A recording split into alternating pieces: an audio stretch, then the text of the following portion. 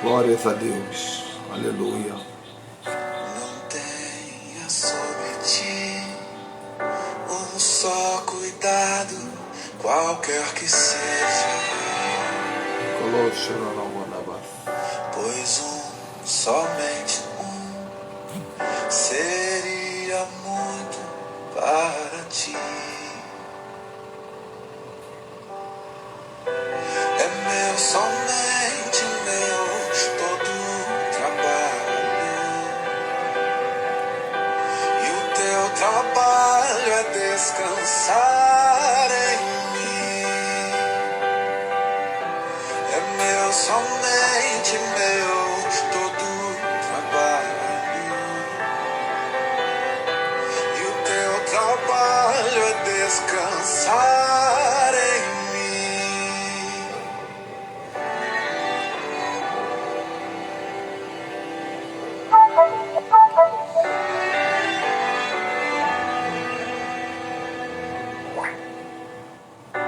Não temas quando, enfim, tiveres que tomar decisão. Entrega tudo a mim, confia de todo o coração.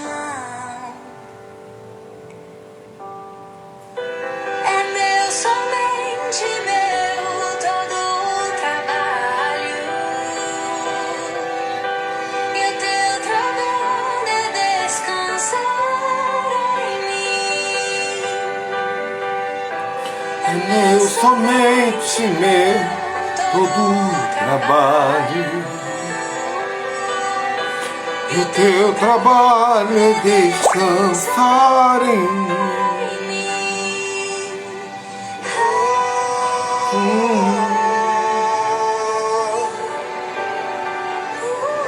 Descansar em mim. Descansa em mim.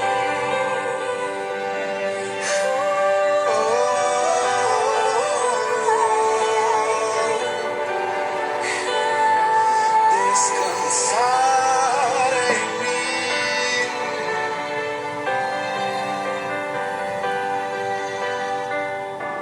É meu, somente meu, todo o trabalho. Esse é um recado de Deus para nós. E o teu trabalho é descansar em mim.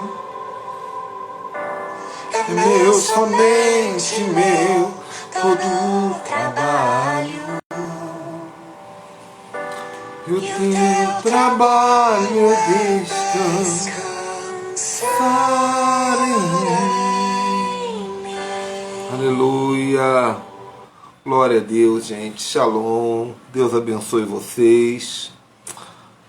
Bom te ver mais uma vez aí, Carlinhos Leite. Carlinhos Leite, te amo, cara. Sempre bom te ver passando por aqui. Quero que você vá pregar lá na igreja do Paulo Abreu, que vai fazer live comigo hoje. Vou falar daqui a pouco. Paulo Abreu. Esse é o Carlinhos Leite, um grande evangelista, um grande adorador, cantor, compositor. Dezenas de composições de alto nível. Só tem uma que ele fez que não é muito boa não, no Tempo do Mundo, que é o tal de Lá Vem Negão Cheio de Paixão, te catar, te catar, te catar. Mas depois ele se converteu e é uma bênção e um profeta. Ele profetizou algo na minha vida que se cumpriu. E eu gosto muito de ver o Carlinhos Leite chegando aqui nas nossas lives. De vez em quando passa por aqui algumas figuras lendárias, né? Tá rindo, né? Mas ó, Apóstolo Lara, hoje eu estava pensando em você, meu irmão. Que bom te ver aqui também. Hoje eu estava pensando, hoje eu estava orando e lembrei de você. Lembrei de estar sentado na tua casa. Lembrei de como fui bem tratado lá na sua casa, sentado naquele quintal, deitado no chão, conversando com você lá em Chapecó, né? Aprendi tanto com você. Não vejo a hora de voltar aí em Chapecó. E o pastor Paulo Abreu, gente, todo ano me levava na igreja dele para pregar, sabe? Todo ano eu pregava lá. Já preguei umas 10 vezes, 15 vezes na igreja dele. Só que agora tem uns 3 anos que ele não me convida. Aí eu tenho que chamar ele para fazer live comigo para poder matar a saudade, né? Mas aqui, vou abrir, vou rasgar seda com ele na tela aqui. Deixa eu abrir primeiro aqui a live aqui do Pastor Paulo Abreu. A gente faz uma rasgação de seda ao vivo. Vamos ver se ele vai aceitar. Repara não, gente, eu tô comendo um pedacinho de queijo que eu tava trabalhando, esqueci de comer e deu uma fomezinha. Tudo bem, lindão? Gostou da música?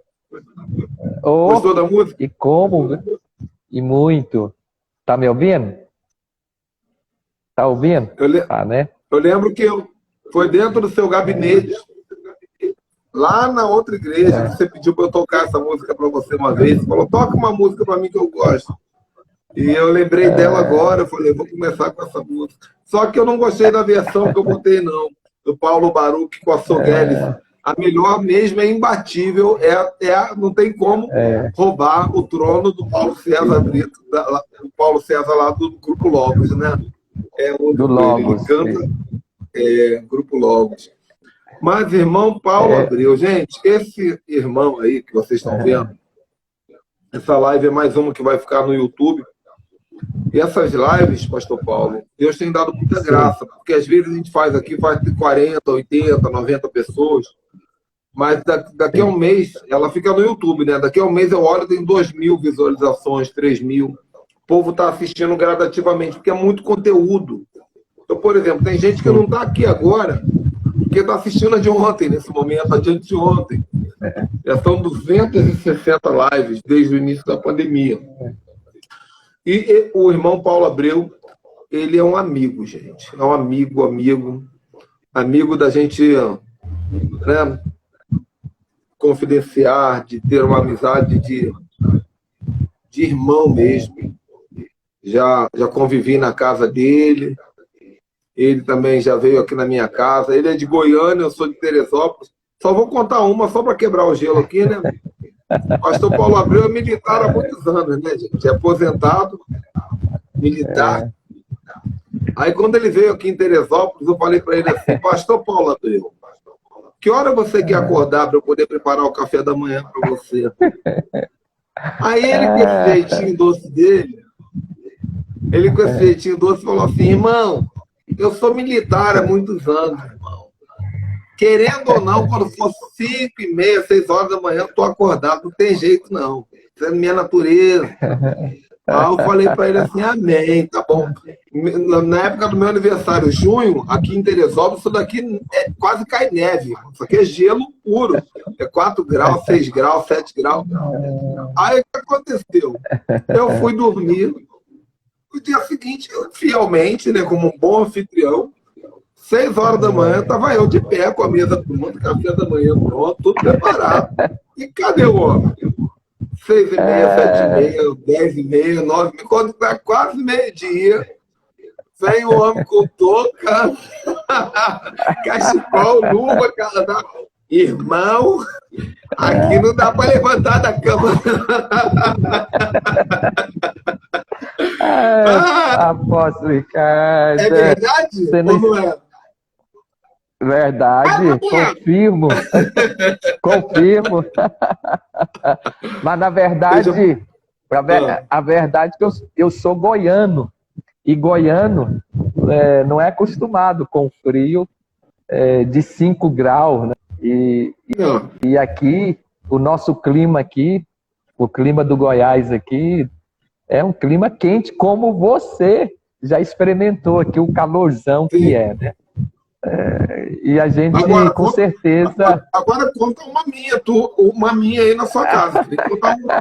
Você deve ter uma para contar. Pastor Ricardo, eu nunca esqueço do mês que o irmão teve aqui, mais ou menos meado de outubro, e estava aquele calorzão. Eu vou falar do clima. Eu vou falar do calorzão. Irmão, teve aqui no um período mais quente que nós vivemos aqui, o calor chegando a 38, 39, até 40 graus. E o irmão chegou aqui exatamente nesse período de muito calor. E o irmão estranhou.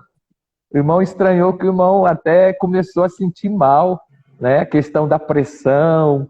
E eu vi que o irmão ficou vermelhinho, né? E eu tive que comprar um ar-condicionado para me instalar no quarto, para me receber o pastor Ricardo aqui na minha casa. Ó, isso é honra, gente. Isso é verdade. E depois disso, e foram várias vezes. Depois, a primeira vez não tinha ar, realmente. Depois, todas as vezes que eu fui, tinha um quarto especial com ar-condicionado só para me receber. Só que uma coisa que acontece lá é o seguinte, ele mora do lado do aeroporto, irmão. O avião encosta a roda no telhado da casa dele. Então, de 5 minutos, treme. Mas, meu irmão, vamos falar do que interessa, né? O Judá Bertelli, meu amigo Judá Bertelli, ele fala sempre isso, né, nas pregações dele. Mas eu tive com ele pessoalmente lá no bosque de oração dele, e ele falou assim: nós temos que ter muito cuidado quando dois amigos se encontram, porque nós queremos começar a falar um do outro, falar da vida, e a gente tem que se lembrar, esquece, para de falar um do outro e vamos falar com o papai. O papai está aqui esperando. E aí ele abre o portal e a gente entra na dimensão, né? Ele não deixa perder tempo de muita conversa. É Deus e Deus. Então vamos botar Deus agora e então, que ele venha. Amém. Pastor Paulo, você é um homem de oração, sabe? Eu tenho vivido uma vida de oração. Eu estou muito feliz com o que eu estou construindo na vida de oração. Mas, como eu falei aqui, várias vezes eu fui ano após ano na sua igreja. E nas primeiras vezes que eu fui, eu não tinha esse hábito de orar que eu tenho hoje, nem chegava aos pés. Mas sempre te vi orando, sempre te vi indo para o quarto de joelho. Às vezes eu perguntava para a pastora Marta, que hoje está melhor que nós hoje, né? Eu perguntava para ela, pastora Marta, cadê o pastor Paulo Abreu? Ele está orando, Antes de começar o culto, longas orações. E sempre admirei muito isso, mas eu não falava, eu nunca serei desses, porque eu não tinha isso, mas eu tenho hoje. Mas eu quero ouvir de você um pouco a sua história, como começou essa vida de oração, quem foram os seus referenciais, resultados positivos, negativos, experiências com oração. Amém? Amém. Primeiramente, apóstolo, é um prazer imenso estar abordando um assunto de tanta importância que é a oração, né? E falar de oração é algo assim que nos remete lá à história e vida de Jesus Cristo. Mas falando de mim particularmente, eu tive bons referenciais na minha vida de homens de Deus, homens de oração. E um deles foi o meu primeiro pastor, a qual eu me converti na época que eu me converti, aceitei a Jesus com os meus 12 anos de idade, quando eu fui para a casa de Deus, servir a Deus. E eu tive um pastor que, inclusive, partiu para o Senhor agora recentemente, que eu via nele o meu referencial. Era um homem de oração. Não tinha muita expressão na palavra, mas ele constantemente, permanentemente, você encontrava ele de joelho orando. E isso me chamou muito a atenção, né, quando eu me converti. E quando eu vi a atitude desse pastor que me inspirou, e eu vou falar o nome dele aqui, grande homem de Deus, pastor Jaime Antônio de Souza, eu coloquei no meu coração, eu quero ter uma vida igual a dele, uma vida de oração. E eu, de lá para cá, eu tenho visto que tudo que a gente for fazer, nós temos que fundamentar na oração. Então, eu tenho aprendido a viver essa vida de oração. É bem verdade que eu ainda preciso aprofundar muito mais, mas de uma época para cá isso tem sido algo muito forte na minha vida. Se naquela época, quando o irmão me viu orando, ou como o irmão referiu aí com relação à minha atitude de estar orando, hoje é muito mais, apóstolo. Hoje é muito mais. Eu aprendi a tirar um momento a sós com Deus, que nós chamamos aqui, que é o TSD, né? O tempo sozinho com Deus. E nesse tempo sozinho com Deus, grandes experiências nós temos vivido, milagres de Deus nós temos vivido, né? A nossa fé, ela tem chegado num nível, né, que eu posso dizer assim, de enfrentar as adversidades e as lutas de uma forma bastante diferenciada. Então, para mim, eu vejo o seguinte, e falando de fé, eu tenho algo muito pessoal comigo, que é o seguinte, a fé, até posso dizer isso baseado na palavra, ela é a coisa mais importante que nós temos hoje aos olhos de Deus. E é tanto que o inimigo, o diabo, ele sabe tanto disso que ele ataca muito esta área, né?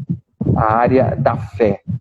Por causa disso, o diabo está tentando nos levar para os sentidos naturais, né? Igual Tomé, se eu não ver, eu não creio. E já a fé, ela é totalmente o inverso disso, né? Então, o inimigo, ele odeia quando nós somos ousados na fé. E eu tenho orado a Deus ultimamente, e tenho pedido a Deus que ele acrescente a minha fé. Eu quero ser um homem de fé. E para você ser um homem de fé, né, talvez alguém pode perguntar, mas como que eu posso me tornar ousado na fé? Em primeiro lugar, eu tenho que ter uma imagem correta de Deus. Uma imagem correta de Deus. A minha concepção de Deus, né, é que vai determinar a qualidade do meu relacionamento com Ele. Uau. Então, a maneira que você vê Deus, a maneira que você olha para Deus, isso vai determinar a sua qualidade do seu relacionamento com Ele. E é interessante que isso vai afetar em todas as áreas da sua vida. Todas as áreas da sua vida. Seu casamento, seu relacionamento com as pessoas, em todos os aspectos, né? Então eu vejo assim que o seu nível de fé no dia da luta vai depender dessa concepção que você tem de Deus. Eu vou falar algo pessoal meu que eu estou vivendo, como você citou, apóstolo. Está com 3 meses e pouco que eu perdi a minha companheira, Deus levou para si. E eu confesso para ti, se eu não tivesse uma concepção correta de Deus, talvez hoje eu não estaria aqui falando essas verdades. Então, a maneira como eu vejo Deus é uma maneira que eu vejo Ele como um pai que cuida dos seus filhos, porque a própria palavra de Deus diz, ora, se vós sendo maus, sabeis dar boas dádivas aos seus filhos, quanto mais o vosso Pai celestial, ou que está nos céus, dará boas coisas aos que lhe pedirem. Então a minha concepção de Deus é esta, é como um pai que sabe dar coisas boas aos seus filhos. Eu não preciso Deus de maneira... não nos engana, nem nos trai, né? Ele está sempre do nosso lado. Exatamente. É essa concepção. Quando você tem essa concepção, isso vai determinar a qualidade do seu relacionamento com Deus. Então, a concepção que eu tenho de Deus é uma concepção de um pai que sabe dar boas coisas aos seus filhos, que sabe cuidar dos seus filhos, né? Não é o medo e a condenação ou coisa semelhante que vai me impedir, né, de acreditar nisso. Eu preciso de crer nisso. Então eu creio assim, a minha concepção, como eu disse, se eu não tivesse essa concepção de Deus como um pai, esse momento que eu estou vivendo de luto, talvez eu estaria, talvez não, com certeza eu estaria agindo de uma forma totalmente diferente. Eu sei que algumas pessoas talvez até não compreende muito. Poxa, nossa, parece que nada aconteceu. Não, não é. É porque eu tenho um pai. E ele cuida. E ele sabe de todas as coisas. Então, como diz Mateus 7,11, se nós sendo maus, imagina, apóstolo, você, nós somos maus por natureza. Sabemos dar boas coisas aos nossos filhos, quanto mais o nosso pai nos Tem uma dará frase coisas. tem uma frase que o Rodolfo Abrantes usa em uma música que eu gosto muito. Eu escuto a música só para ouvir essa frase. Que ele diz assim: eu conheci a fonte que alimenta o sol. Eu conheci a fonte que alimenta o sol e me enche de paz. Me entrego, eu sou todo Aleluia. seu. Então, Aleluia. o nosso pai é a fonte que alimenta o sol. Como um pai desse vai nos deixar sozinhos? É impossível. Exato. Então, é Exato. muito forte isso que você está vivendo. Assim, eu não queria nem entrar muito nesse assunto, até para não te emocionar, né? Porque eu sei Sim. da sua história e do lindo amor seu pela sua esposa. E todos nós aqui, eu estou vendo o pessoal entrando, a turma Micaela já entrou aí, tanta gente entrando. Então, nós levarmos para esse lado, nós vamos deixar de falar de oração e vamos aqui entrar em outra questão. Mas uma coisa que nós temos aprendido e que, apesar de parecer severa, é vera, não é severa, é vera, é verdadeira. Nosso apego maior tem que ser com Deus. Nós não podemos ser totalmente emocionados, sabe? Eu não sei se você sabe. Ele até me ligou hoje. Assim, toda vez que meu pai me liga, eu gravo o áudio, porque eu penso, pode ser a última vez que eu vou ouvir a voz dele. Ele está muito mal. E coincidentemente, assim que meu câncer, minha mãe entrou em Covid, ela está. E tiraram já os tubos, na verdade, e ela não voltou. E eu sei que a minha mãe se deu a esse coma por ver o meu pai na situação que estava. Eu acho que ela olhou e falou: eu não vou suportar ver ele morrer, porque ele está definindo muito rápido. Então ela falou: deixa eu morrer também. Mas isso não é respeito. Deve ser algo subconsciente. Nós temos que entender.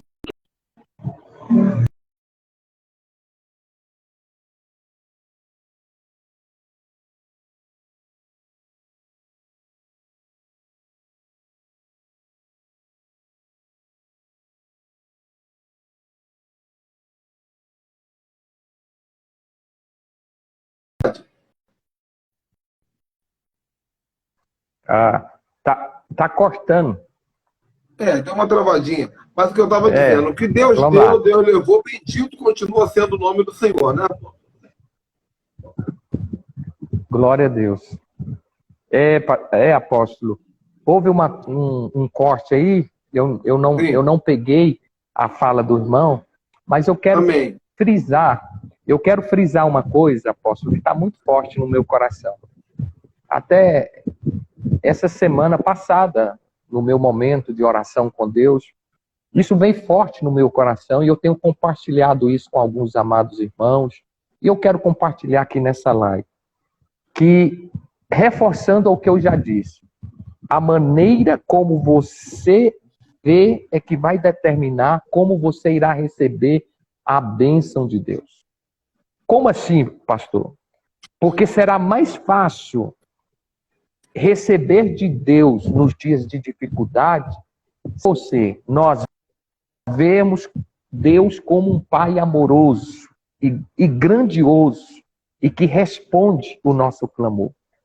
Então, há muitas promessas de Deus e entre as tantas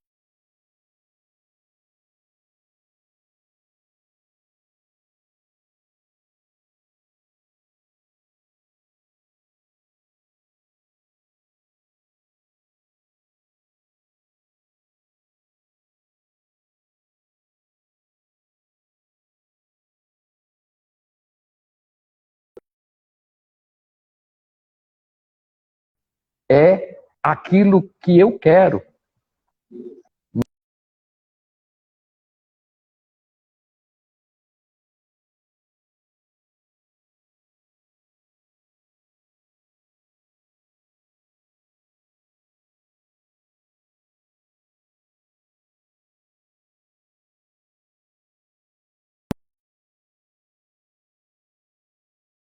Eu orei.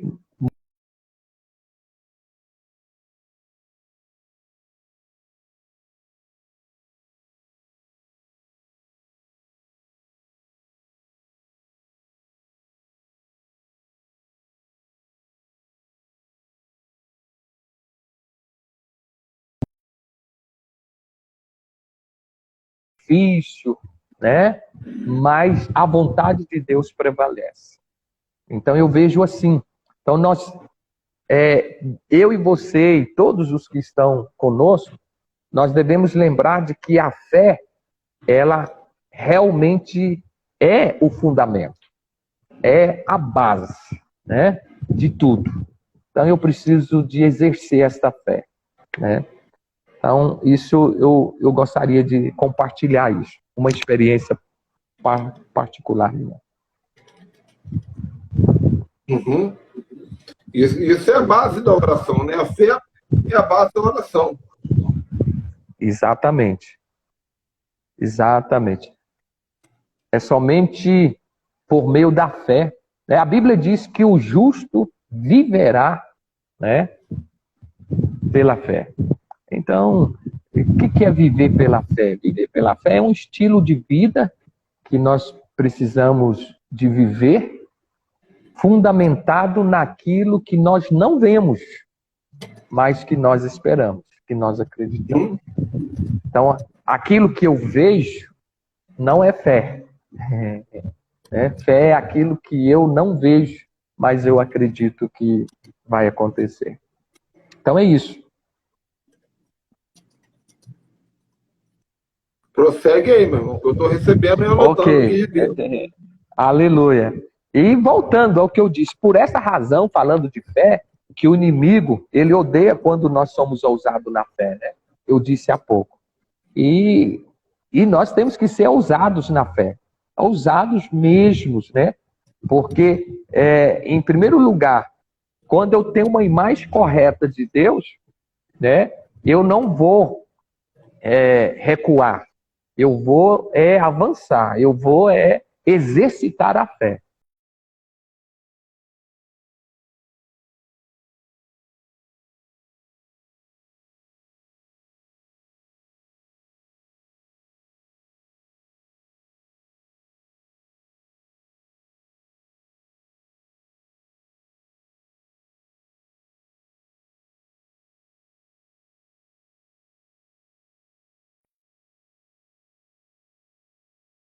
Né? Então, a imagem que, repito, eu estou pegando muito nisso porque está muito forte no meu coração. Porque eu percebo que existem muitas pessoas que estão com uma imagem errada de Deus, apóstolo. Uma imagem totalmente errada de Deus. E a imagem que nós formamos de Deus em grande medida, que vai determinar que as bênçãos de Deus venham sobre as nossas vidas. Então, nós precisamos refletir sobre isso. Você está falando sobre isso aí, e é muito interessante. Eu nunca ouvi ninguém falar isso dessa maneira que você está falando. E, de fato, a minha vida de oração, realmente eu estou refletindo aqui, ela mudou há uns 2 anos atrás, ela deu uma elevada muito grande, quando eu ouvi uma frase dentro do seminário, que eu fiz o seminário aqui na Lagoinha de novo, alguns meses, para reativar alguns conhecimentos, né? E uma frase que foi dita é o seguinte: nunca duvide do caráter de Deus. Quando eu ouvi aquela frase, eu fiquei pensando, né? Caráter de Deus. E eu falei, meu Deus, é um pecado duvidar do caráter de Deus. E quando nós duvidamos da palavra, nós duvidamos do caráter de Deus. Quando nós duvidamos de uma profecia, duvidamos do caráter de Deus. Quando nós duvidamos de uma promessa, nós duvidamos do caráter de Deus. Então, você abre a palavra, o caráter de Deus está ali. E a palavra te enche de fé. E se ela te enche de fé, você tem que se mover nessa fé. E um dos princípios fundamentais da fé é o relacionamento, que se faz através da oração. Você falando aí da dúvida, não duvidar do caráter de Deus, você me fez me lembrar, essa semana eu estava refletindo sobre isso, a história de Tomé. Tomé, quando ele tocou nos cravos de Jesus, qual foi a revelação que Tomé teve? Deus meu e Senhor meu.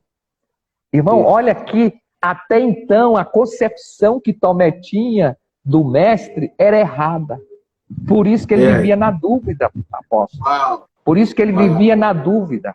Mas o dia que ele teve a revelação real de quem era o Messias, quando ele tocou, ele disse, Senhor meu, Deus meu. Eu acho isso lindo. O dia que nós tivermos realmente a concepção certa de Deus, correta de Deus, as revelações vão vir. Algo sobrenatural acontece. Então, Senhor meu, Deus meu. Se Jesus não fosse Deus, ele não teria, ou melhor, ele teria, se ele não fosse Deus, ele teria repreendido Tomé nesse ponto. Mas Tomé estava certo. Quando ele diz Senhor meu e Deus meu, ele é plenamente, Jesus era plenamente homem, plenamente Deus. Então, ele não repreendeu Tomé, porque a revelação de Tomé era uma revelação corretíssima. Agora, olha só, eu tenho conversado com muitos profetas de ofício. Na verdade, eu no início da pandemia, eu nem sabia que tinha profeta de ofício. E depois eu comecei a descobrir, né? E tem muito profeta de ofício hoje na igreja. Profeta mesmo, profeta. Inclusive, eu descobri.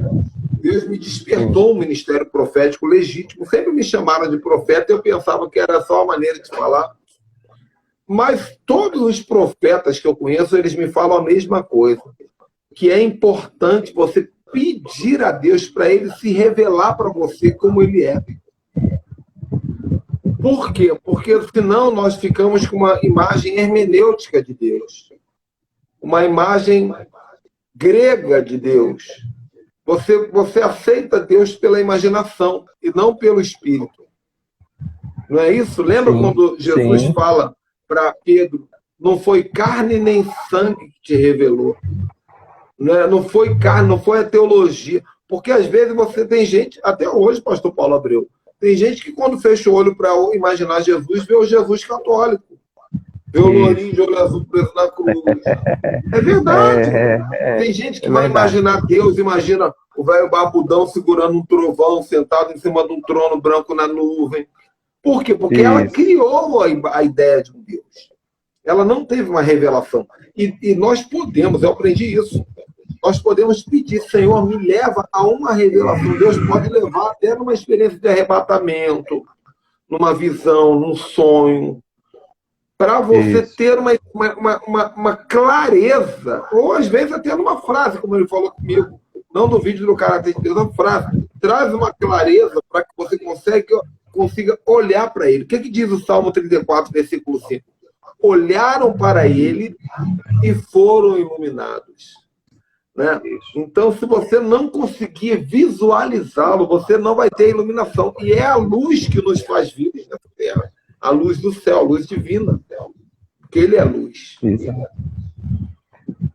Ontem participando contigo naquela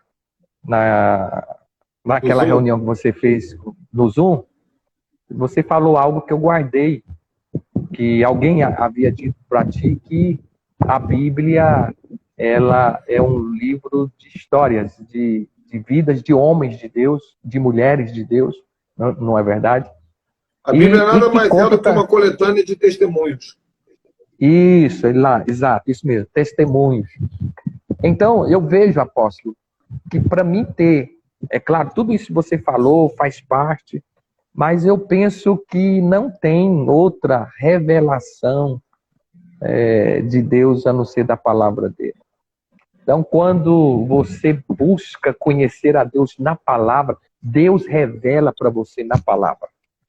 Eu falo isso porque esses dias eu tenho intensificado muito a minha vida de oração com Deus, e eu tenho falei isso para um dos meus discípulos essa semana.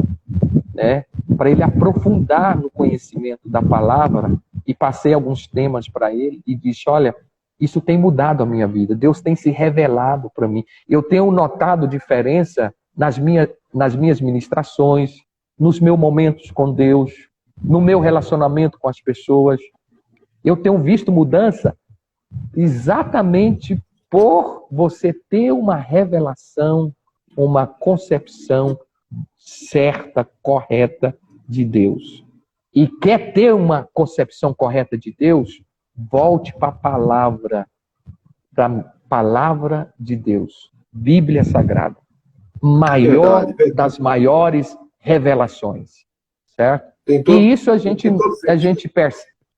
gente percebe que muitas pessoas, lamentavelmente, hoje, devido a muitos fatores, e também existe, é óbvio, nós não podemos negar, uma artimanha, e podemos dizer assim, um agir, um trabalhar satânico para roubar das pessoas, especialmente dos cristãos, a meditação na palavra, o aprofundamento na palavra, que é a revelação de Deus para a humanidade.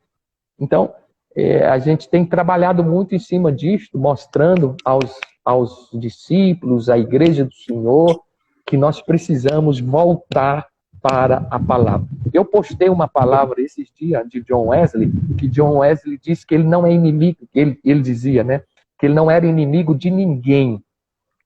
Ele era inimigo daqueles que ensinavam outro evangelho. Aí ele era inimigo. Anátema, né? Maldição. Agora, eu acho que dá para casar. Dá para casar muito bem o que eu falei com o que você falou.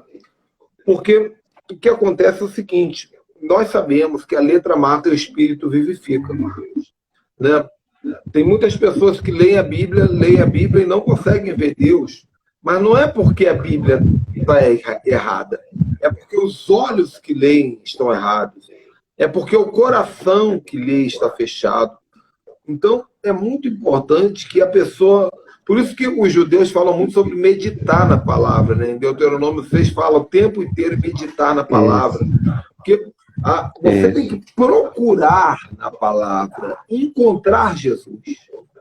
Então, não basta ler. Você tem que procurar. Você fala: Jesus, eu estou lendo aqui. E eu quero te ver. Porque o verbo se fez carne e a carne se fez verbo também. A carne se fez verbo. Né? Então, a palavra escrita é uma revelação da carne, da vida de Cristo. Né? Então, quando a pessoa se permite olhar a palavra com um coração desejoso de conhecer, né, a Deus, porque a palavra conhecer é relacionamento, é intimidade.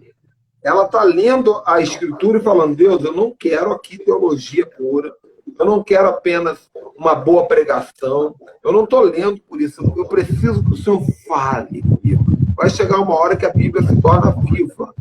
E aí ela começa a se comunicar com o Pai, e ela encontra Deus na palavra. Quantas pessoas... Por que eu estou dizendo isso, Paulo Abreu? Porque outro dia eu estava falando aqui sobre Martinho Lutero, que foi um reformador que indispensável na história da igreja. Mas Martinho Lutero deixou uma frase que dá-nos um trabalho hoje, né? Uma frase negativa dele, que ele não teve má intenção, mas dá-nos um trabalho, dá-nos um prejuízo. Ele disse o seguinte: Senhor, não me mande anjos, não me mande profetas e não me mande revelações, porque eu estou satisfeito com o dom das Escrituras. E é muito poético, os tradicionalistas usam muito isso, né? É muito poético, mas não é legítimo, porque Deus, ele fala através da palavra, mas ele quer falar de sonhos, através de profecias, através de visões, através de sonhos. Então, nós temos que ter a palavra como a fonte primária da manifestação divina. Essa é a verdade, a fonte primária. Sabendo que Deus, que tudo fala. Isso. A partir do momento, apóstolo, que eu e você e aqueles que nos ouvem, nós voltarmos para a palavra na intenção de Deus se revelar a você, você vai viver novas experiências com Deus. Ei, Você vai mudar a sua concepção, sua visão. Olha, vou dar um exemplo. Vamos pegar aqui a história de Jó. Eu acho lindo a história de Jó. Mas interessante que eu percebo que Jó só teve uma concepção certa de Deus, correta, lá no capítulo 42, versículo 2, quando ele diz assim: bem sei eu, Senhor, que tudo pode.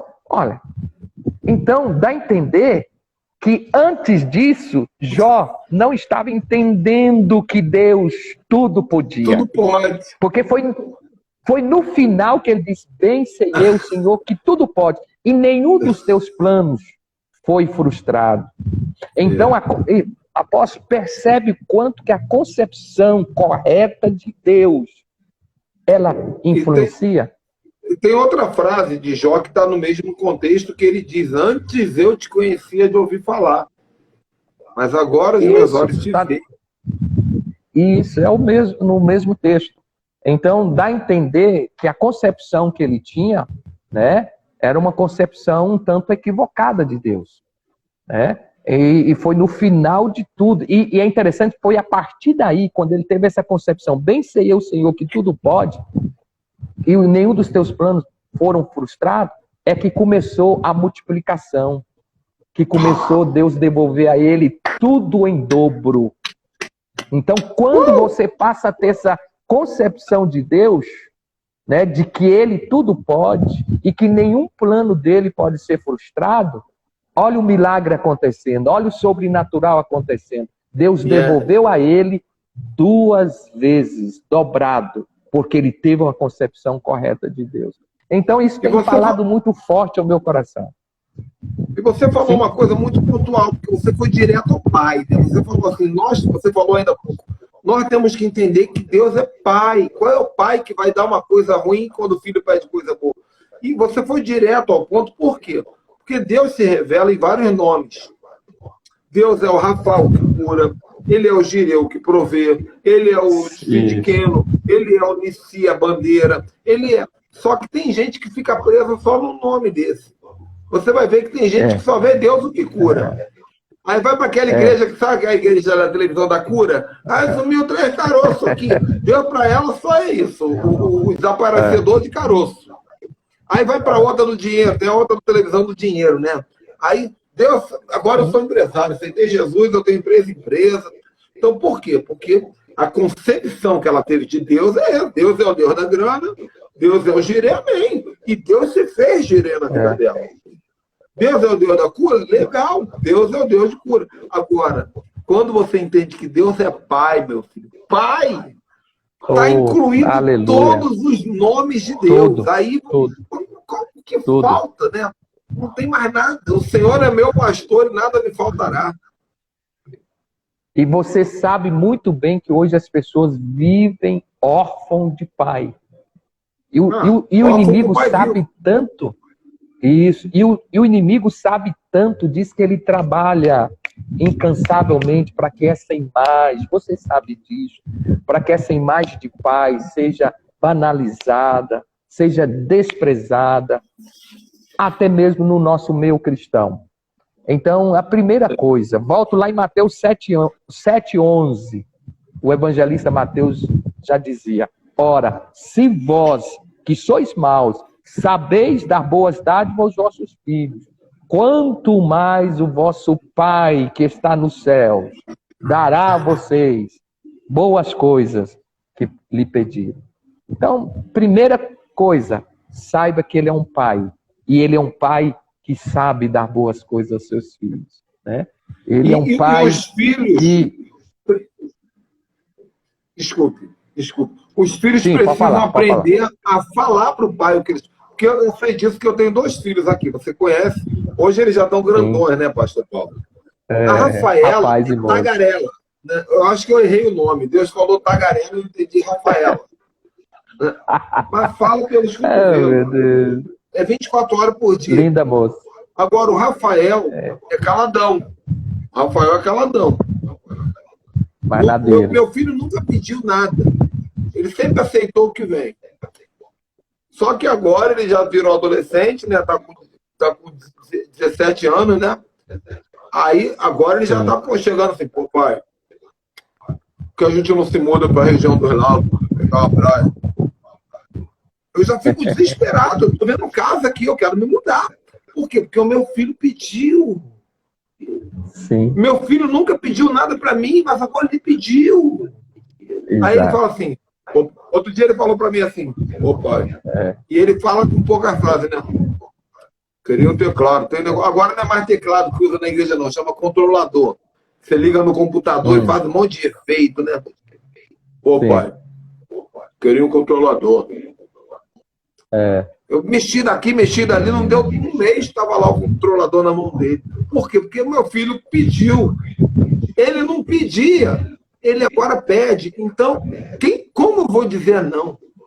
Então, sabe o que acontece? Tem muita gente que está ouvindo essa live que precisa aprender a falar com o pai.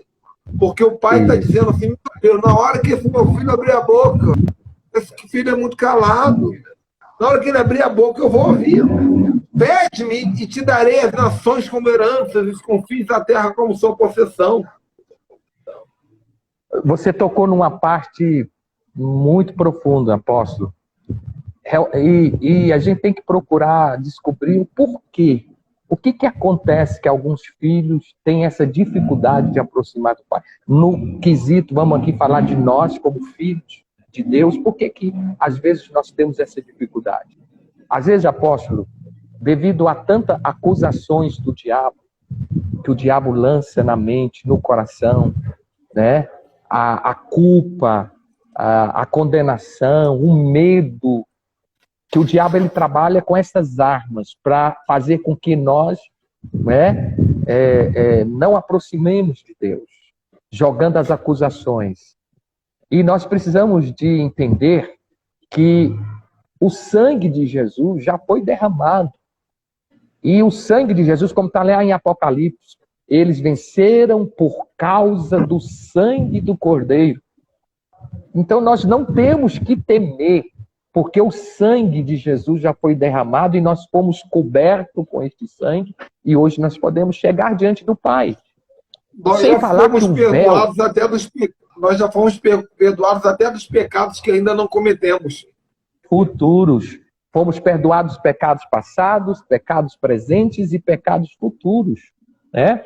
Então, nós não temos que temer chegar diante de Deus, meu irmão, minha irmã. Nós temos que chegar diante de Deus, como eu disse, com ousadia, com uma fé ousada, sabendo que nós já fomos perdoados, que o sangue de Jesus já foi derramado e que hoje nós temos acesso ao nosso Pai. Então, não temos o que temer. Então, eu percebo que, às vezes, o medo, a acusação, né? Porque o diabo lança as acusações, não, você não é amado, você não tem esse direito, você pecou, você mentiu, você fez isso, você fez aquilo, então não adianta você aproximar do pai, do seu pai, que ele não vai te atender. É uma mentira do diabo, é uma mentira de Satanás. Há quem que diz, até fala assim, talvez você já ouviu essa frase como eu já ouvi, Deus não ouve pecadores. Como? Então quem que ele vai ouvir? Quem que ele vai ouvir? Nós somos todos pecadores, só que tem uma diferença aí. Nós somos pecadores perdoados pelo poder do nome do sangue de Jesus. Então nós somos pecadores, Deus ouve pecador. E é interessante que você vê na história bíblica, todos aqueles que foram alcançados por uma bênção de Deus, eram estrangeiros e eram pecadores, apóstolo. Lembra lá do centurião? Quem que era o centurião? Ele era romano. Jesus libertou o seu servo, curou o seu servo. Quem era a mulher de Cananeia? Era ela cananeia. Jesus fez um milagre na sua casa. Quem era Zaqueu? Zaqueu era um cobrador de imposto romano. E Jesus entrou na casa de Zaqueu. Mateus e assim também era outro gadareno. E assim por diante. Eu acho lindo, meu mestre, porque ele escolheu exatamente as pessoas que não tinham merecimento próprio, justiça própria, mas que reconheceram nele que ele era o Senhor, o Filho de Deus. E é isso que basta. Então eu preciso de reconhecer que Jesus, ele é o Filho de Deus. E crer nisso e acreditar nisso. Deus não ouve pecadores. É uma mentira. Agora, uma verdade. Mentira. Deus não ouve cara de pau.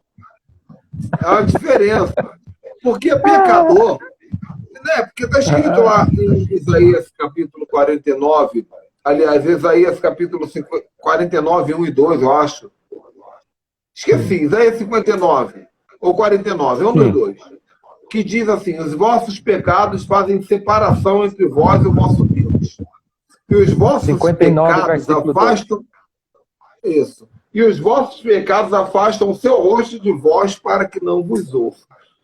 Então criou-se uma teologia. Espera aí, se eu pequei, Deus afastou, eu me afastei de Deus, foi criada uma parede. Mas essa parede, ela é desmoronada por um coração quebrantado, por um coração arrependido. Porque no momento que você entra na situação de quebrantado, de arrependido, você já não é mais pecador, você se torna um redimido, você se torna um justificado. Né? O problema é que se você chega diante de Deus, você vive uma vida profana, você vive uma vida cheia de pecado, cheia de mentira.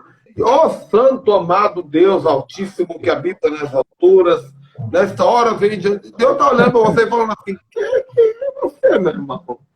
Não te entendendo, não. Então, Deus ouve pecadores, mas ele não ouve cara de pau. Temos que ser sempre...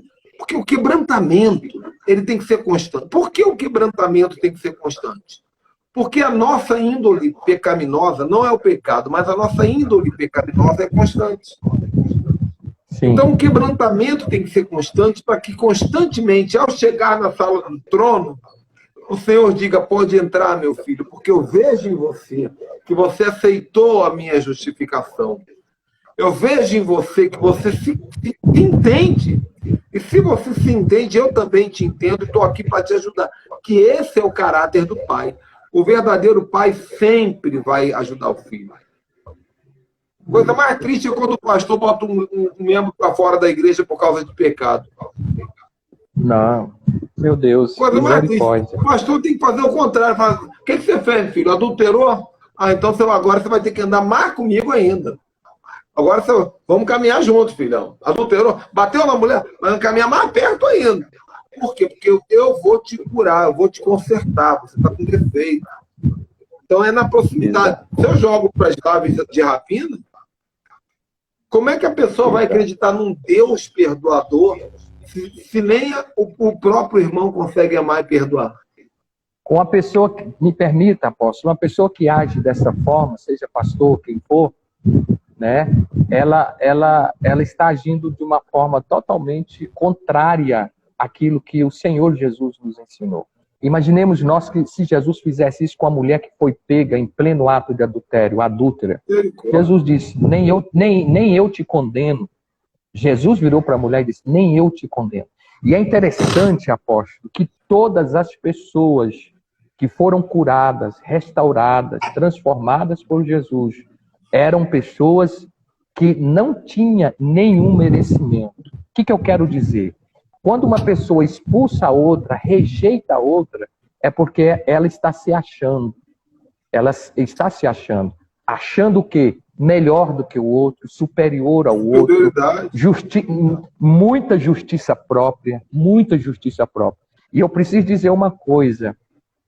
A Bíblia diz, é clara nisso, que sem dúvida, Deus odeia o pecado. Mas eu tenho descoberto, apóstolo, não me leve a mal, algo que Deus odeia mais ainda do que o pecado. Sabe o que é? Justiça própria. Se nós formos olhar à luz da palavra, se tem uma coisa que impede a bênção de Deus, Deus ouvir a minha oração, Deus me abençoar, é a minha justiça própria. O meu merecimento, eu achar que eu mereço. Certo? Entendeu? Então, e eu vejo isso, que Deus odeia. Não estou dizendo que Deus não odeia o pecado. Deus odeia, sim, o pecado. Mas, na verdade, o merecimento próprio, a justiça própria, eu percebo que é algo que Deus mais odeia. Então, nós precisamos de ter muito cuidado com o nosso coração com relação a isso.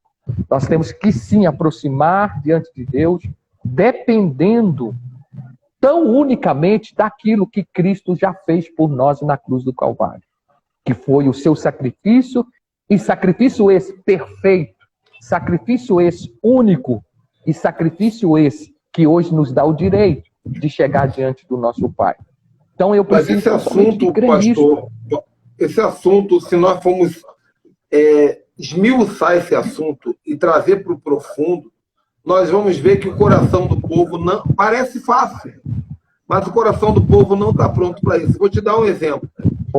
A minha esposa, você sabe que hoje ela é advogada criminologista, né? Sim. E muita gente questiona ela, fala assim, por que você escolheu essa área? Tirar vagabundo de cadeia. E a gente fica sempre explicando, primeiro, nem todo mundo é culpado. Já começa por aí. Mas, levando em consideração que todo mundo é culpado, e levando em consideração que todos os culpados cometeram crimes hediondos, para quem Jesus veio? Exatamente. Jesus veio para dar uma segunda chance. Agora, dentro desse contexto ainda de criminologia, porque, claro, você vai tirar o bandido, eu falo para ela sempre assim, Raíza, quando você for apresentar-se para um cliente, você, primeira coisa que você diz, eu sou crente, eu sou serva de Deus, eu trabalho na verdade. Segundo, eu não te julgo pelo teu crime. Quem te julga é o juiz. Eu vou te ajudar. Agora, independente se você fez ou não fez, se você conseguir a sua absolvição, lembre-se, Deus está te dando uma segunda chance. Então, isso é uma mensagem do Evangelho. Deus sempre nos dá. Agora, só para fechar esse contexto de criminologia aqui, porque você é militar, né? E é um assunto que eu imagino que na sua cabeça tem um outro ponto de vista também, né? Eu ia entrar nisso, mas eu ia entrar nisso, que eu também já fui muito questionado. O senhor é pastor e o senhor prende pessoa na rua, papai. Isso aí é outro assunto para a gente conversar. Não vai faltar live, mas vamos entrar num assunto que nós vamos ter em comum aqui, dentro desse contexto. Você, como militar, como policial militar, hoje você se aposentou como sargento, se eu não me engano, né? Isso, primeiro sargento. Primeiro sargento. Você, como militar, você já deve ter percebido, a não ser que seja diferente em Goiânia de todos os outros lugares, que a maioria do nome dos crentes, aliás, dos presos, é nome de crente, nome bíblico. É Ezequiel, é Jeremias. E, principalmente, são nomes do Antigo Testamento. Já percebeu? Você vai ver que está cheio de... Aí você vai conversar com eles vão falar assim, sou polícia, sou doutor, minha mãe é crente, meu pai é crente. Eu frequentei a igreja até aos 17 anos. E aí você vai perceber que a maioria deles frequentaram a igreja, até porque no ambiente que eles nasceram, na comunidade, no ambiente geralmente mais crítico, é um ambiente que tem muita igreja. Eles cresceram, participaram da igreja, só que é o seguinte, fizeram bobagem. Pegou a menina, mexeu com não sei o quê. E aí o pastor, você vê que é filho de crente, até pelo nome você vê que é filho de crente. O pastor jogou para a rua. Jogou para a rua, a pessoa ficou órfã de um pastor, pelo menos, né, de uma representação. Aí o traficante, o vagabundo, o bandido, o outro chefão lá, vai falar, vem para cá que aqui tem trabalho para você. E aí começa a vida do crime, a vida da droga, da prostituição. E você vê que é alguém que foi excluído da proteção paternal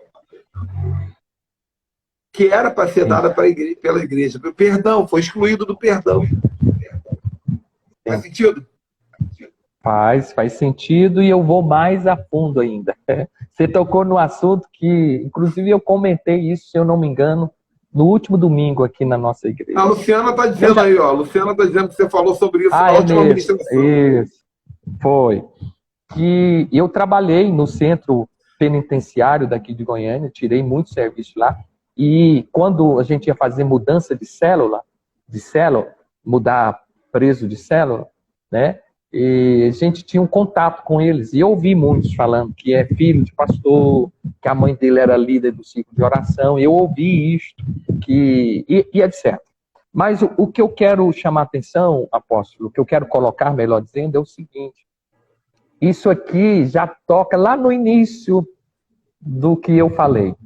Concepções erradas de Deus, da pessoa de Deus. Uma coisa é você nascer num berço evangélico e outra coisa é você ser evangélico. Uma coisa é você estar na igreja e outra coisa é a igreja estar em você. Então, a gente sabe muito bem que muitos pais levam os filhos para a igreja, mas não ensinam eles a ser igreja. Você entendeu? Então, eu falo como pastor, pastoreando há muitos anos, que eu pastoreio há mais de 30 anos, que estou em frente de igreja, pastoreando igreja, nunca parei. E você conhece meus filhos. E a minha maior preocupação sempre foi com eles, de fazer com que eles firmassem nos caminhos do Senhor. E hoje eu louvo a Deus que ambos, depois já casados, já são pais, né? Todos os dois estão firmes no caminho do Senhor. Mas eu vou falar uma coisa para você. É um desafio muito grande. E se os pais não conscientizar de que não basta levar eles para a igreja, tem que ensinar eles a ser igreja. Ensinar, isso é no dia a dia, na prática, no exemplo. É aquilo que o próprio Salomão diz, ensinar no caminho. É muito mais com exemplo, muito mais com, entendeu? Com testemunhos e assim por diante. Você tem 2 filhos que estão na adolescência já, e os meus filhos passaram também pela adolescência, e é uma fase que nós pais precisamos de depender muito de Deus. Eu tive a chance de acompanhar um pouquinho da adolescência deles, né? Exatamente, você acompanhou a adolescência dos meus filhos, você viu aqui. Então, na verdade, é um desafio muito grande. Mas para aqui fechar aqui, eu só quero dizer isso. Não basta simplesmente levar à igreja. Tem que ensinar eles a ser igreja. E outra coisa muito séria, não, de maneira alguma, transferir, certo? A responsabilidade de ensinar, de educar os filhos, à igreja, ao pastor, terceirizar o ensino da criança, a tia da sala da escola bíblica dominical, à igreja, ao pastor, ou até mesmo a tia lá da creche ou da escola. Não terceirizar essa educação. É responsabilidade dos pais ensinar os princípios de Deus, ensinar essa criança a ser igreja. Aí sim, meu irmão, nós teremos uma igreja forte. Glória a Deus, meu irmão. Pastor, foi muito, assim, nós já estamos terminando, né? Já deu 1 hora aqui de live. Amém.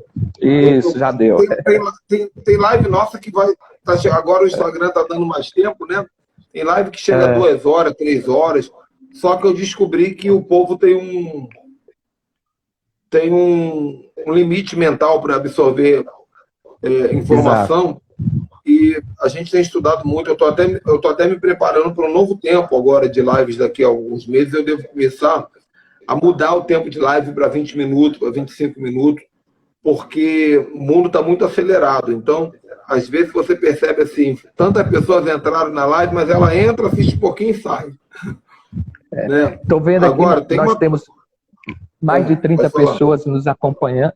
Estou vendo aqui, nós chegamos aqui, mais de 30 pessoas, né, nos acompanhando. Muito bom. Glória a Deus. E estão firmes aí desde o começo, eu estou acompanhando.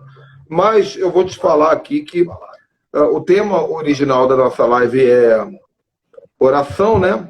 Mas eu vou salvá-la no YouTube com o tema fé, perdão, oração e concepção de Deus. O assunto foi muito além do que se esperava.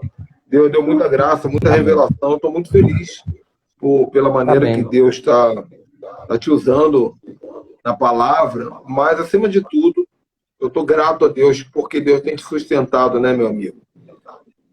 Tem te sustentado. E é só Ele. Só Ele. E eu estou totalmente dependente da graça dele. Mas você é um vencedor. Você é um campeão. Amém. Isso, Creio. isso aí, eu te digo uma coisa, de amigo para amigo. Viva muito, queira viver. Porque Amém. essa é a maior maneira que você tem de glorificar o nome do Senhor na situação que você está nesses dias de luto, né? Aleluia. 3 Isso. meses de luto.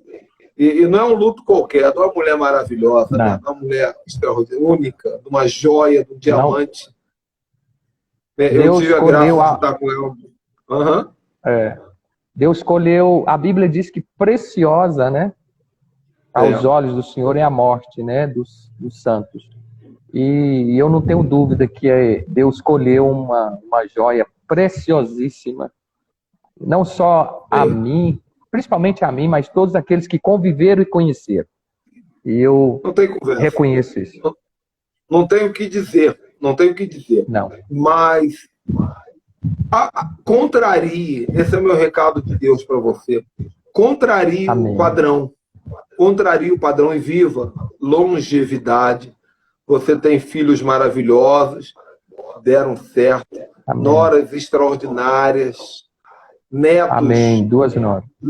netos fantásticos, uma igreja Amém. abençoada, né? Líderes, os seus pastores são, até os que passaram por aí que não estão mais contigo, são fiéis, Maravilha. são gente de honra.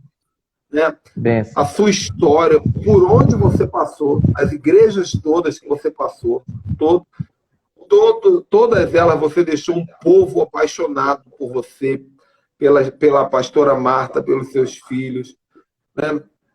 Amém. Você é patrimônio de Goiânia. Né? Você é patrimônio de Amém. Goiânia. Você é patrimônio você, mesmo não estando mais, você é patrimônio da Assembleia de Deus, Ministério. Como é que chama mesmo? Vila Nova. Vila Nova. Sim, Vila Nova. você é patrimônio, você tem o seu sangue derramado lá, né? Tem uma tudo história. isso fala, tem uma história. Tudo isso no mundo espiritual fala. E Deus quer que você viva muito, que você Amém. se permita continuar essa jornada. A Bíblia fala que eu estava estudando sobre isso ainda há pouco, antes da live, um assunto muito profundo, né? Que Deus, quando Elias estava no deserto, Deus mandou um anjo enviando proteína, né? Pão e água. E falou, continue porque a jornada é longa. E estima-se que ele caminhou entre 100 e 140 dias depois disso. E eu fico pensando, Deus podia ter mandado uma carruagem de fogo, Deus podia ter mandado um helicóptero profético, sei lá, Deus podia ter mandado um foguete sobrenatural, mas Deus deu pão, água e carne, pão, coisas comuns. água. Coisas comuns Profético. e simples. Coisas comuns e simples. E o que Deus estava querendo dizer? Essenciais. O que Deus estava querendo dizer com isso fica tranquilo, cara. A vida continua. Você para... o que Deus estava querendo dizer para ele é o seguinte. Come o pãozinho, come a carninha, bebe uma aguinha e segue. Porque a sua jornada ainda não acabou. E pastora Marta, com certeza, está lá rindo de nós, né? Dançando. Que Deus me deu uma visão. Eu falei para ela alguns anos atrás, você lembra disso? Eu falei para ela, eu vou te ver dançando e rodando. É o reteté. Então, ela não dançou e rodou aqui. Pelo contrário, paralisou, né, a perna. Chegou lá em cima, a primeira coisa, tenho certeza, meu irmão. Primeira coisa que Deus falou, vai dar rodada agora aí. Eu posso. Meu querido, eu tenho também que agradecer, e eu faço isso muito a Deus, pela sua vida, da pastora Raíza, Rafaela. Nós tivemos a oportunidade de estar aí com vocês algumas vezes, e eu tenho você como um grande amigo, tá? Você pode ter certeza disso. Mesmo não te convidando, né? Como você disse no início, para você vir em Goiânia, mas isso é por enquanto, calma, certo? Amém. Vai chegar o momento. Mas eu louvo muito a Deus pela sua amizade, pelo seu carinho, E você é amigão mesmo, de verdade. É um amigão que eu louvo a Deus, que Deus colocou na minha vida. É amigo da gente confidenciar algo pessoal, íntimo da gente, e o irmão poder orar com a gente, nos ajudar. Nossa, pastora Raíza, tem gente aqui que sempre comenta, nossa, pastor, que saudade, pastora Raíza ministrar. Tem irmãs aqui que já me falavam, não, vai chegar o momento de nós trazer eles aqui. E eu louvo a Deus, viu, apóstolo? Muito obrigado pelo carinho, estamos juntos, conta conosco aí. E logo, logo, nós vamos estar juntos, tá? Pode ter certeza. Amém, meu irmão. E fica tranquilo, se você não me convidar, eu vou sozinho, por conta própria. Fica tranquilo, já está resolvido aqui. Agora eu estou solto, tô voando. Beijão, Deus abençoe a todos da live aí, Luciana, pessoal da igreja aí, saudade de vocês. Amém. Amo vocês todos. Irmã Luciana, Deus abençoe. Todos os irmãos, gente, aí, Deus abençoe. Só para finalizar aqui, hoje é Shabat, né? Sexta-feira. Nós já preparamos o ambiente aqui, nosso Shabat, início de Shabat. E amanhã, geralmente, nós temos o nosso culto, nossa igreja online, é no sábado, por vários motivos. Principalmente para facilitar para pregar no domingo em outras igrejas, mas também para cumprir o encerramento do Shabat da maneira que todos pastores de Barra da Minha Cobertura também podem assistir.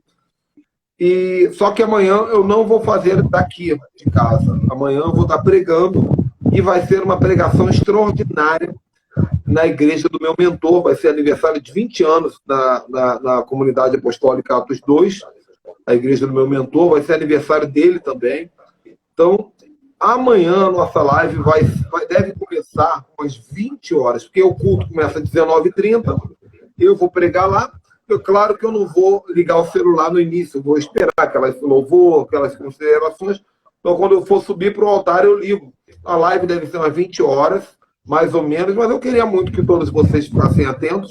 E eu também vou avisar nos grupos que vai ser ao vivo, vai ser maravilhoso. Um beijo a todos, Shabbat Shalom, Pastor Paulo. Tchau. Beijo.